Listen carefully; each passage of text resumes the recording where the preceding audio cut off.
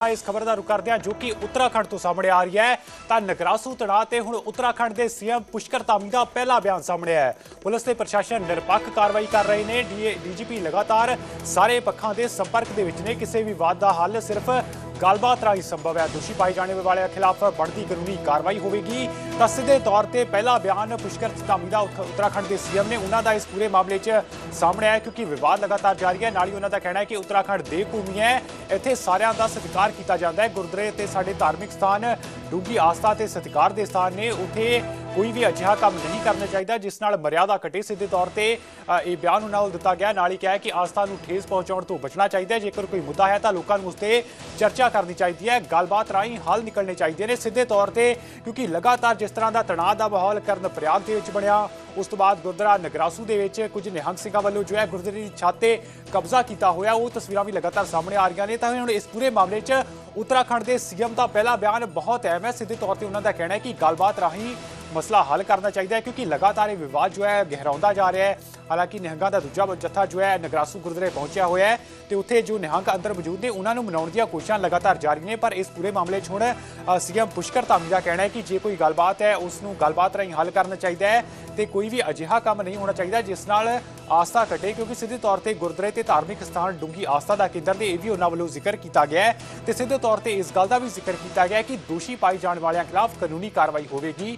जे कोई विवाद है तो उसका हल गलबात राही होना चाहिए। लगातार डीजीपी सारे पंखा के संपर्क के विच ने, निरपक्ष कार्रवाई होगी। पुलिस ते प्रशासन लगातार काम कर रहे हैं। तो 16 जून को जो घटनाक्रम वापरता है करन प्रयाग के विच स्थानक लोगों निहंगां दे विचाले टकराव होंदा है, उस तो बाद विवाद वधदा जाता है। नगरासू गुरुद्वारे कुछ निहंग सिंह पहुंचते हैं, उन्होंने वालों गुरुद्वारे की छत पर कब्जा किया हुआ है। तो इस पूरे मामले क्योंकि तनाव लगातार जारी है, एक पासे हेमकुंड साहब यात्रा को लैके क्योंकि तनाव बनया हुआ है क्योंकि इस समय वड्डी गिणती सिख उत्थे जाते हैं। तो इस विचाले हुण सीएम धामी का पहला बयान सामने आया।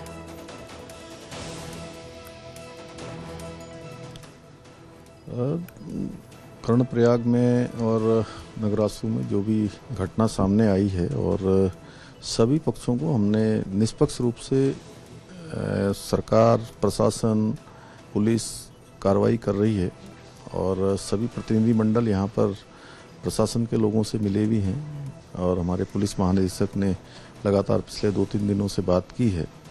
और ये यात्रा का सीजन है और जहाँ चार धाम यात्रा भी इस समय चल रही है और अपने आप में एक रिकॉर्ड तीर्थयात्री अभी तक वहाँ पहुँच गए हैं। 40 लाख संख्या वहाँ होने वाली है। हेमकुंड साहब की यात्रा भी जो है पिछले साल की तुलना में 20-25 हज़ार अधिक हो गई है। अभी शुरुआती दिनों में ही 1,25,000 के आंकड़े को छू गई है। और चूँकि उत्तराखंड में 3 बड़े स्थान हमारे यहाँ पर हमारे सिख गुरुओं के द्वारा जिनकी स्थापना की गई थी, चाहे वो हेमकुंड साहब हो, रीठा साहब हो, नानक मता साहब हो, वो उत्तराखंड में ही है।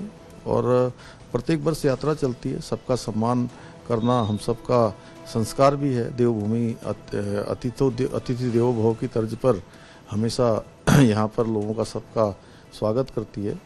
तो सभी को बता दिया गया कोई अब इशू नहीं है और कार्रवाई हो रही है, कानूनी कार्रवाई। जो भी दोषी पाया जाएगा उसके खिलाफ कार्रवाई हुई है और कार्रवाई आगे भी होगी, हमने सभी पक्षों को कहा है।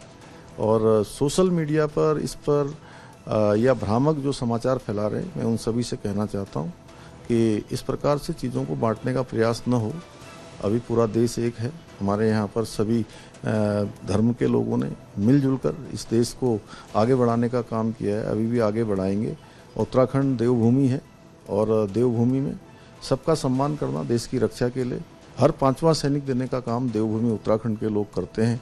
देवभूमि के युवा नौजवान देश की सीमाओं की सुरक्षा करते हैं।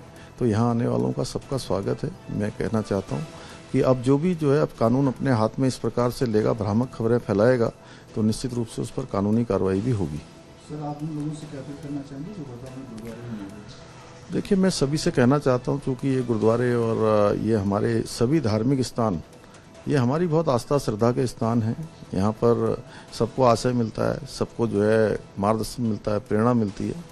तो इस प्रकार का हम कोई भी कृत्य न करें जिससे कि हमारी खुद की ही जो है कहीं गरिमा कम हो, कहीं उस धर्म को हानि पहुँचे।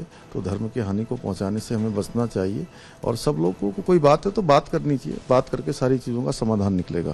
सब कुछ लोग इस प्रॉब्लम को धार्मिक रंग देने का प्रयास करते हैं। से लोगों के लिए आपको संदेश देना चाहेंगे? नहीं, मैं सभी से कहना चाहूँगा कि देखिए हम लोगों को सबको मिलजुल कर, इतनी शानदार यात्रा चल रही है और सब लोग मिलजुल कर यात्रा को जो भव्य रूप चल रहा है यात्रा का, उसको और भव्यता देने का हम प्रयास करेंगे। उसमें हमारा योगदान होगा तो निश्चित रूप से कहीं ना कहीं भगवान की कृपा भी हमारे पर होगी, हमारे सभी गुरुओं की भी कृपा होगी। सर, आप प्रदेशवासियों तथा विशेष रूप से सिख समाज से इस समय क्या अपील करेंगे? मैं सभी से कहना चाहता हूं कि प्रदेशवासियों से भी कि और हमारे सिख समाज के लोगों से भी, सभी लोगों से जो भी हमारे अनेक सभाओं के लोग हैं, कि एक कार्रवाई बिल्कुल निष्पक्ष हो रही है और जैसा जैसा लोगों ने कहा है, जिस प्रकार की कोई शंका किसी के मन में नहीं होनी चाहिए, हम पूरी निष्पक्षता के साथ इस पर काम करेंगे।